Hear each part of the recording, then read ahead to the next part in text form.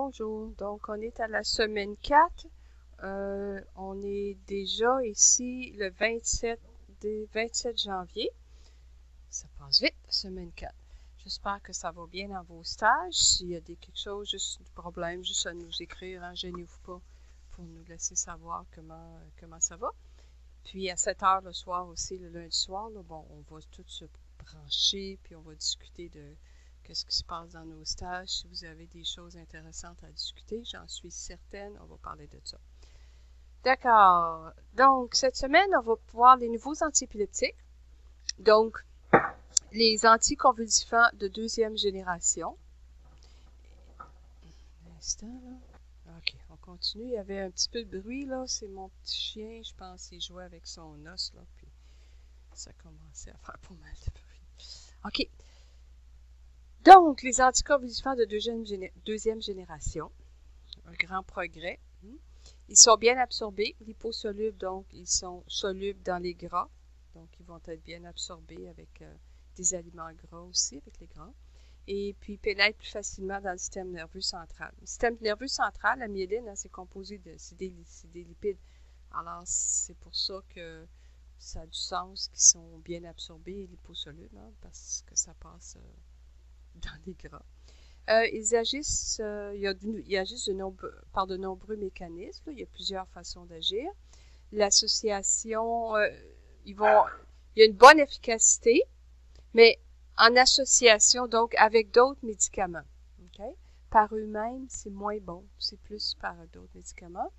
Leur pharmacocinétique est plus simple, puis ils ont moins d'effets secondaires, et puis il y a peu d'interactions médicamenteuses. Bon, on est revenu.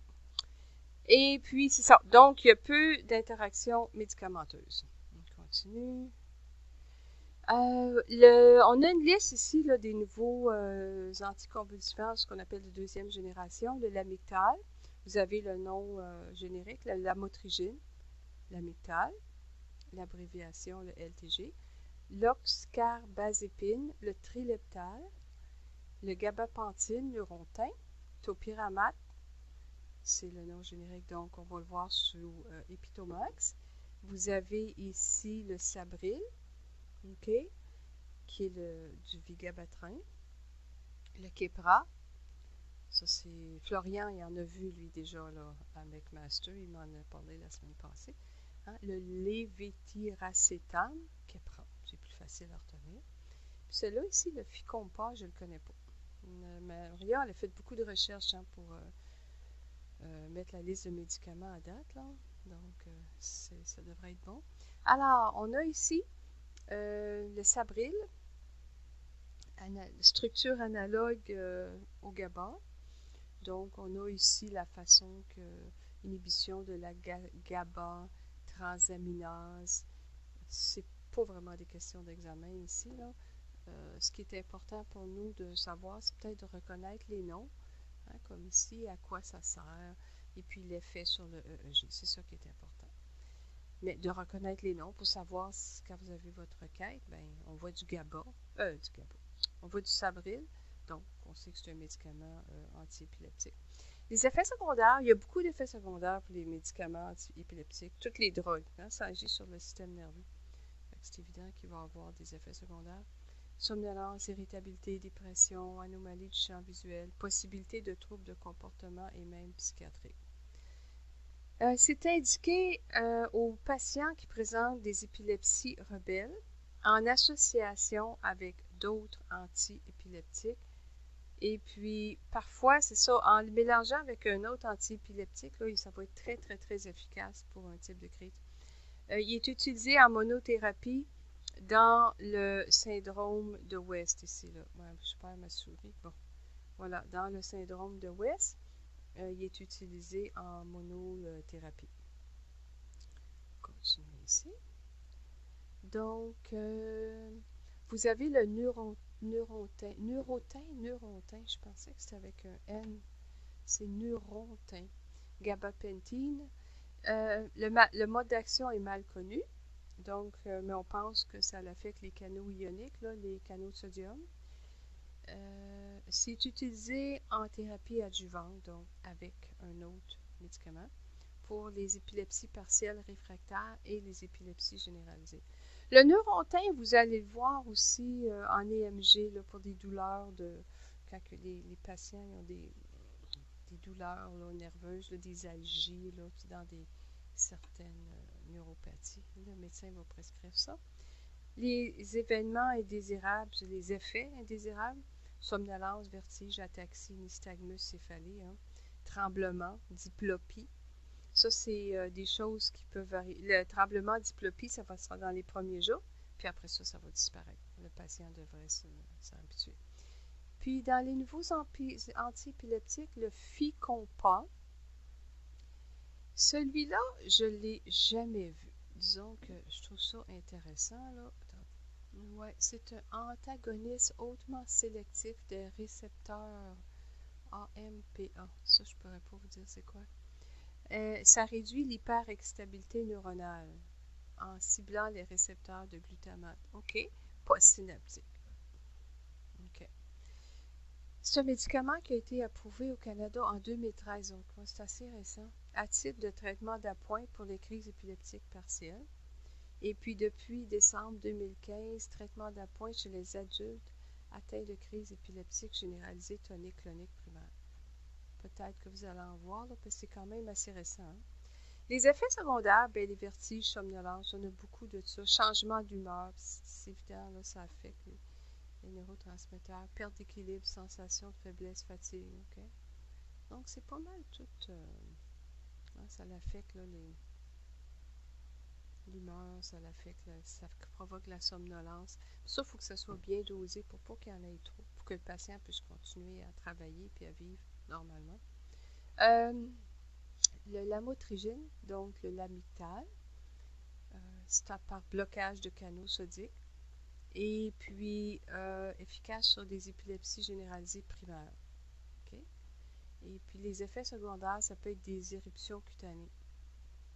Puis ça, on l'avait vu là, dans le cours numéro 3. Donc, quand il y a des éruptions cutanées, il faut l'arrêter. Ensuite, on a le gabitril. Gabatril ou gabitril? Je vais aller voir dans mon livre. Là. OK, ouais. Thiagabine, c'est du gabatril. C'est pas du gabitril. Là. Je vais changer sur le PowerPoint une petite erreur de frappe ici. C'est gabatril avec un A. OK. OK. Ça, je viens de le vérifier. Le thiagabine.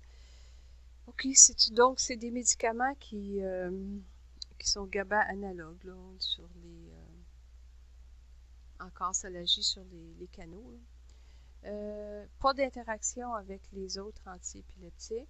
Effet indésirable, bon lui, irritabilité, insomnie, trouble du cours de la pensée, hein, confusion, émotion, problème d'émotif, humeur, hein, dépression, confusion, indiqué dans les épilepsies rebelles en addition avec d'autres antiépileptiques. Okay, gabatril. Ça me fatigue, là, je vais le changer. Ensuite, vous avez le trileptal, ici. Le trileptal très voisin du tegretol, mais avec moins d'effets secondaires, indiqué dans les épilepsies partielles. Trileptal, on le voit assez souvent.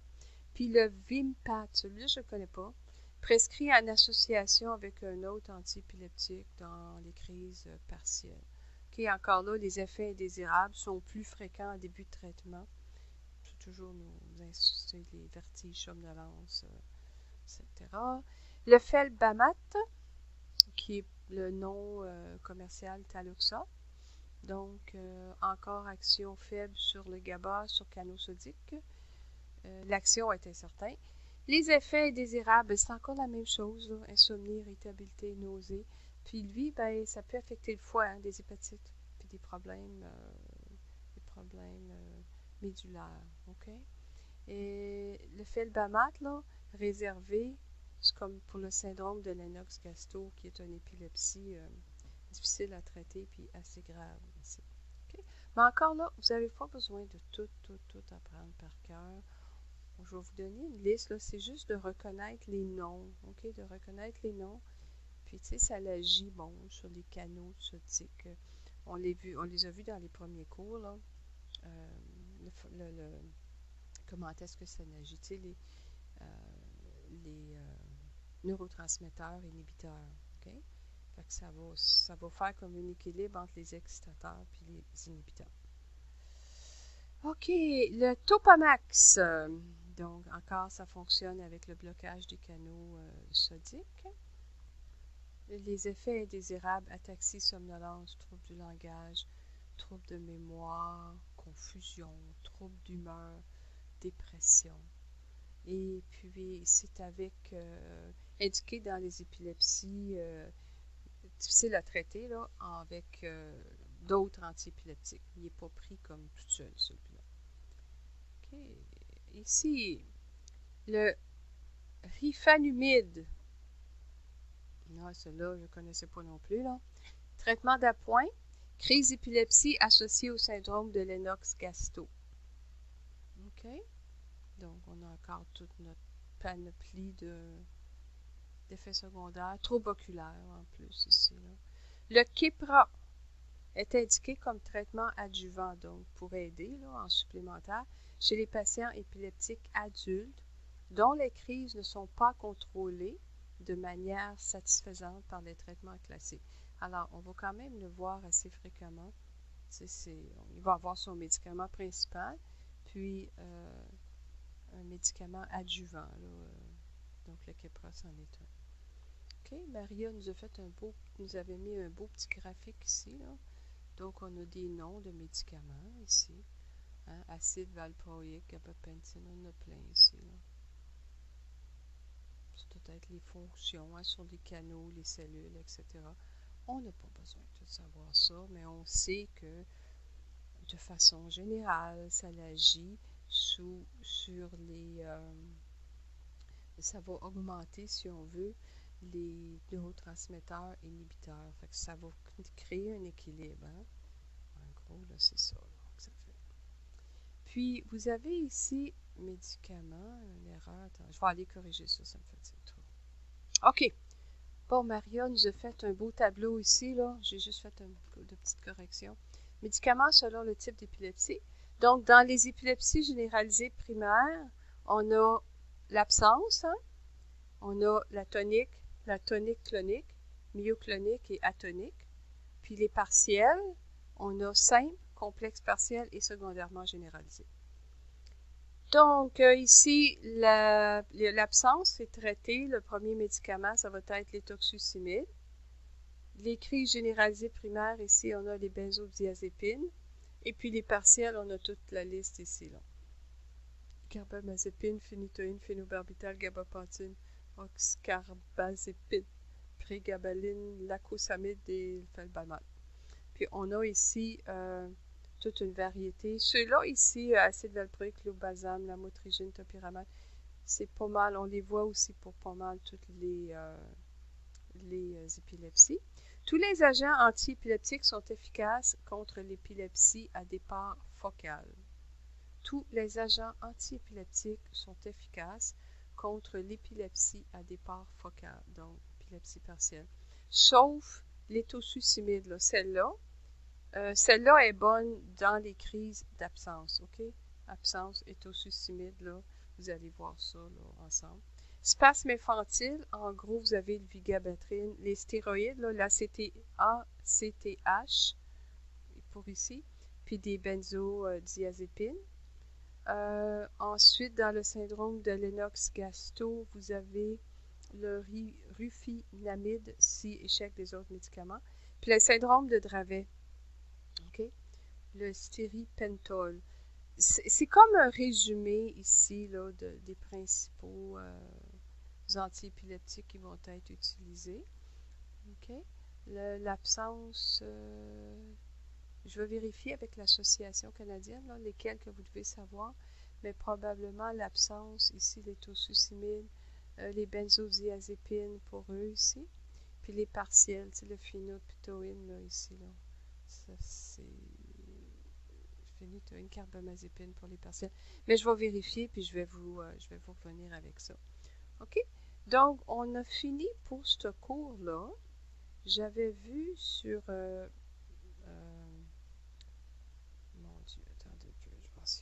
C'est ça.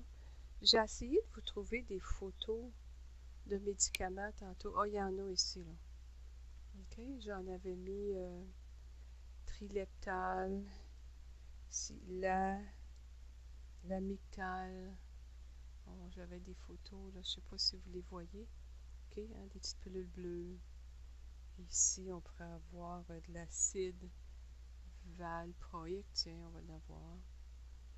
Oh, moi, je vais avoir des photos, là. La façon que ça agit, on peut l'avoir comme ça. Des petites capsules ici. Ah, non, voilà ici. Alors, ça, c'est du lithium. OK? Bon, je n'ai pas besoin de la composition chimique. Hein. Ensuite, qu'est-ce qu'on avait? Le phénitoïne. Phénitoïne.